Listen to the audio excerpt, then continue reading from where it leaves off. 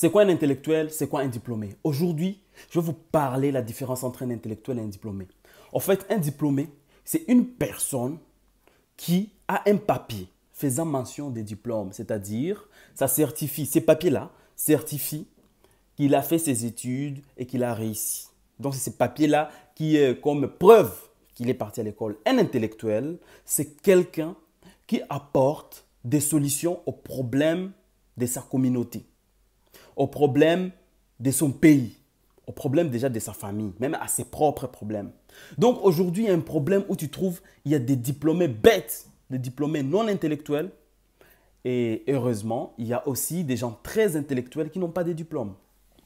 Donc, il y a beaucoup de gens qui me suivent, qui n'ont pas été loin dans les études et qui me disent, je suis frustré, Ghislain, parce que je n'ai pas eu mon diplôme, je pense que je ne peux pas réussir. Je dis, si, tu peux réussir.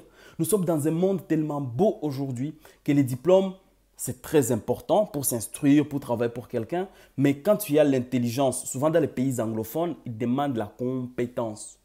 Quand vous allez dans les pays américains, les gens qui travaillent chez Google, souvent, ils te disent I am dropout. I drop out from college. Donc, ils ont arrêté les études pour se concentrer dans un seul domaine dont les écoles n'apprennent pas.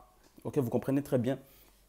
Et vous allez voir, il y a des gens qui sont diplômés, mais qui ne réfléchissent pas. Pourquoi? Parce qu'ils ont arrêté d'apprendre après les études. Après les études, ils ont arrêté d'apprendre.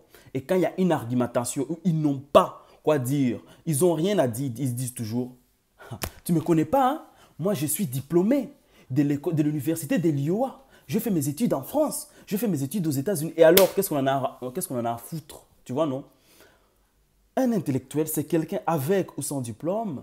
Quand il y a des argumentations, il admet, il a dit, bon, sur ces points, je ne comprends pas. Je ne connais rien. Pardon, explique-moi.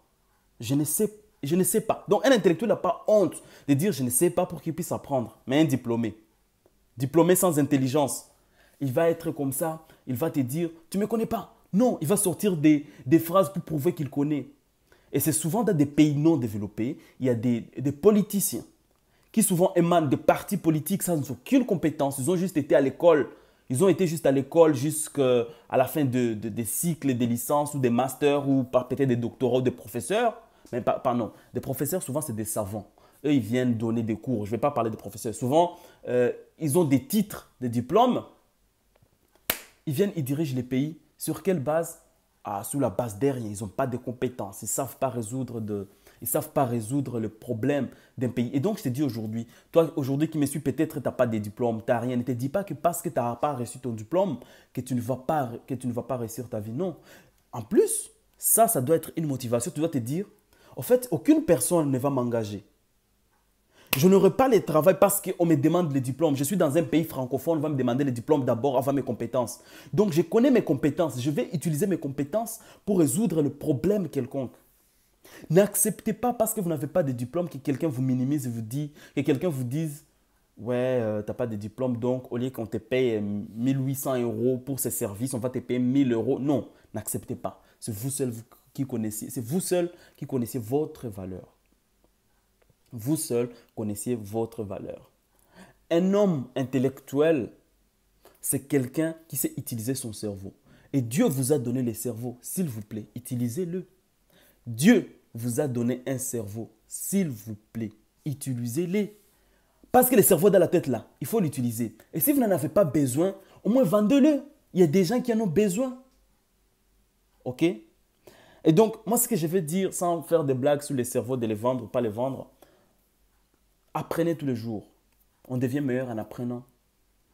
Il y a quelque chose qui te motive, fais-le.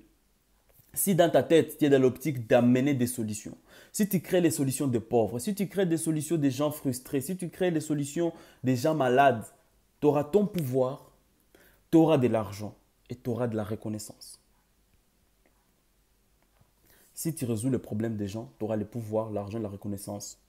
Donc, que tu aies des ambitions politiques ou des ambitions entrepreneuriales, tu vas réussir parce que tu es venu avec une idée de résoudre les problèmes. Pas avec une idée de brandir un diplôme comme ça, genre voici mon diplôme. Non, non.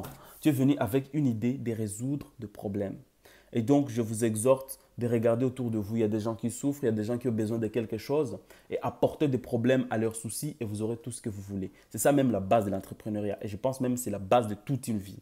Parce que pour entreprendre, pour faire la politique, peu importe dans la vie, on est là pour s'entraider à amener des solutions d'une personne à une autre, d'un pays à un autre, d'une génération à une autre. Tu as la capacité de changer ta vie. Tu as la capacité de changer la vie de ta famille, celle de ta communauté, de ton pays, de toute une génération. Et je pense que tu vas y arriver. Merci, à très bientôt.